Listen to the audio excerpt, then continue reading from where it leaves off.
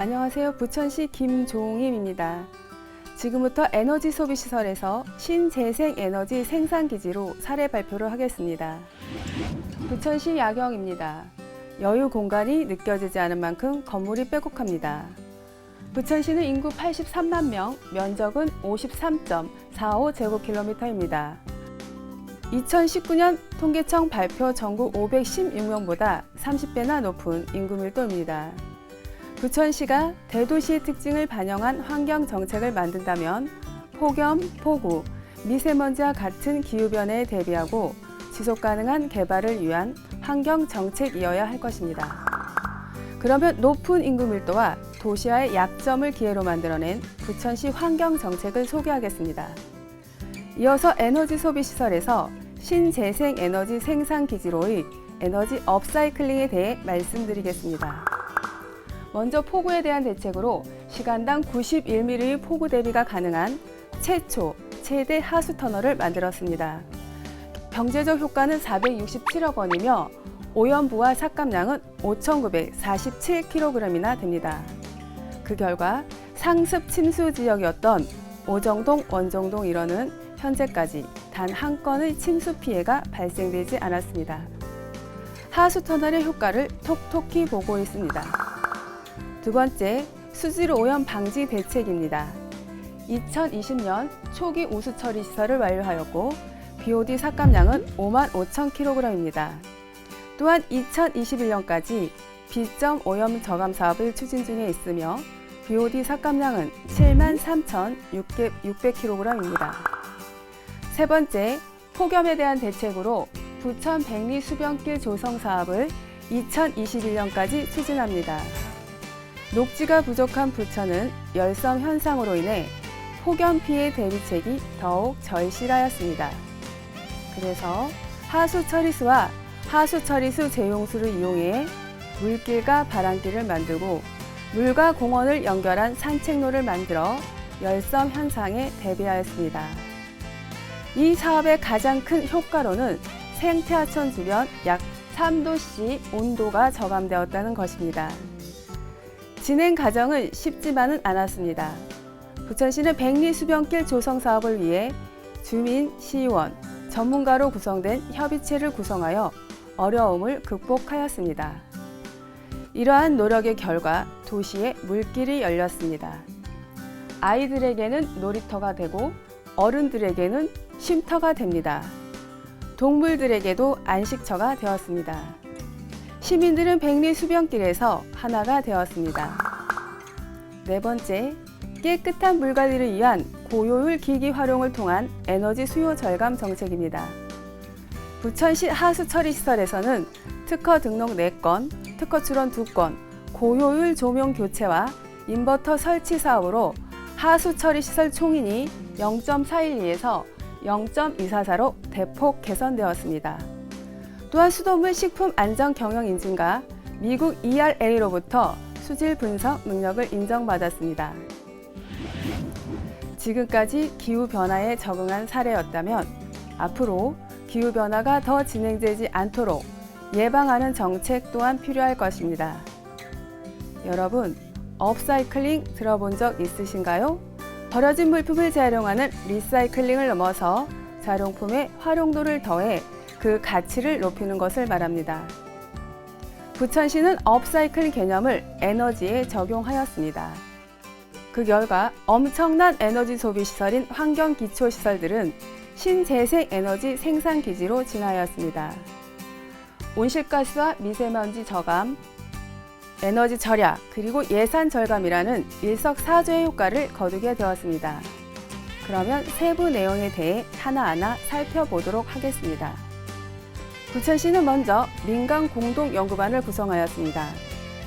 민간 공동연구는 업무 처리 과정에서 발생하는 시행착오를 줄여주었고 지속적인 연구 개발은 도시 인프라와 결합하는 방안을 도출해냈습니다.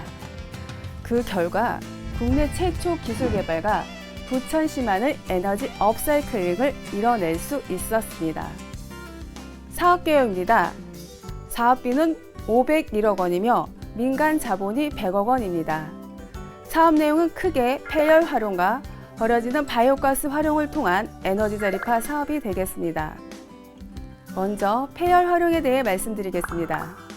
첫 번째, 하수 처리수 재용수 열을 회수하여 지역 난방 열원으로 사용하고 있습니다.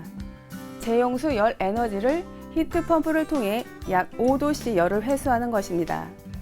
두 번째, 하수 처리장 수압가스 발전기 폐열과 잉여가스를 회수하여 지역 난방 열원으로 사용하고 있습니다.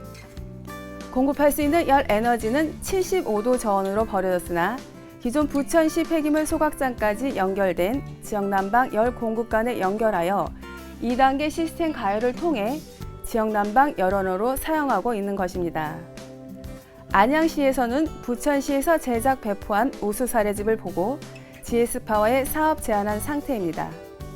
이 사례는 2019년 경기도 시군 창안대회에서 1등을 수상하였습니다. 세 번째, 폐기물 소각장 기기 냉각열을 회수하여 지역 난방 열원으로 사용하고 있습니다.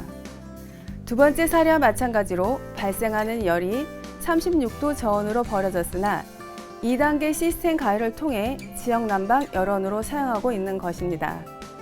이 사례는 화성시 폐기물 소각장에 2020년 적용 완료하였고 GS파워에서는 2019년 7월 열공학 학술지에 논문으로 발표하기도 하였습니다.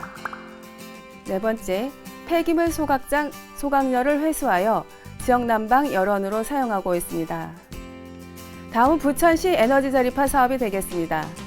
첫 번째, 하수 처리 공정에서 발생하는 바이오가스를 활용하여 전력 생산과 도시가스 대체 연료로 사용하고 있습니다. 두 번째, 하수 처리장 내 유해부지를 활용한 태양광 발전을 통해 전력을 생산하고 있습니다.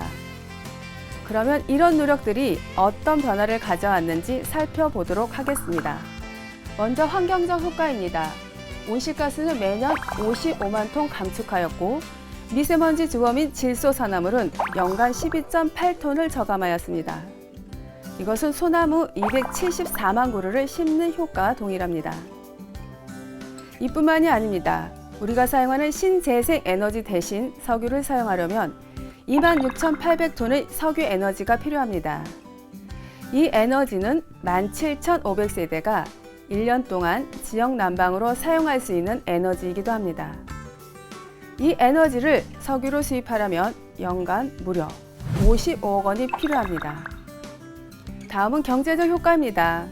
부천시는 신재생 에너지 생산을 통해 매년 47억 4천만 원의 예산을 절감하고 있습니다. 다음은 제도적 성과입니다. 부천시 하수처리 시설의 에너지 자립률은 2020년 34.6%로 환경부 목표를 초과 달성하였습니다. 온실가스 배출 감축률 또한 2019년 32.8%로 최근 5년간 목표 대비 초과 달성하였습니다. 하수처리시설 배출 거래제 또한 35,800tc 오일을 감축하였습니다. 하지만 부천시 노력은 여기서 끝이 아닙니다. 2018년 환경부 주관 에너지 자립화 공모 사업에 선정되면서 2021년까지 에너지 자립화 2단계 사업을 추진합니다.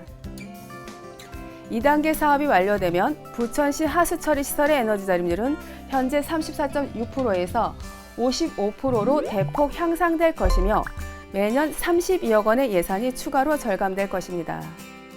자, 어느 정도 수준인지 모르시겠죠? 전국 평균 에너지 자립률은 1.8%에 불과합니다. 그러면 부천시가 얼마나 높은 에너지 자립률을 보여주는지 알 수 있을 것입니다. 우리는 많은 지자체들이 같은 고민과 시도를 할 거라 생각했습니다. 부천시는 우수 사례를 공유하고자 환경부 워크숍과 각계 세미나에서 우수 사례를 발표하였고 전국 지자체와 기술 공유를 위해 사례집을 제작 배포하였습니다. 이러한 성과에 힘입어 부천시는 지방자치경영대전 환경관리 부분에서 2019년 환경부 장관상, 2020년 대통령상을 수상하는 등 다수의 수상 실적을 보유하고 있습니다. 또한 여러 언론 보도를 통해서도 부천시의 노력이 우수 사례로 소개되기도 하였습니다. 여러분, 시장님께서는 에너지 고갈과 기후변화에 따른 인류에 대한 신재생 에너지뿐이라고 강조하셨습니다. 깨끗하고 아름다운 지구에서 행복하고 풍요로운 삶을 위한 부천시장의 환경정책은 기후, 환경 문제 해결의 모범 사례가 될 것입니다. 앞으로도 이러한 노력은 계속될 것입니다. 감사합니다.